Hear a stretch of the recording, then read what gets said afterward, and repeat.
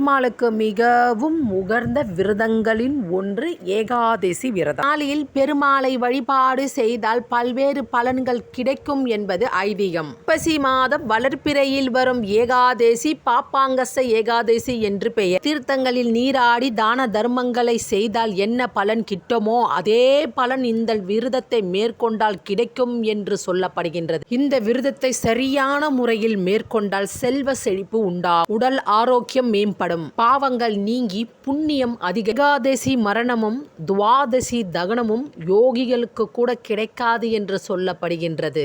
இதிலிருந்தே தெரிந்து கொள்ளலாம் ஏகாதசி விரதத்தின் சிறப்பு என்னவென்று. ஏகாதசியின் சரியான விரத முறை.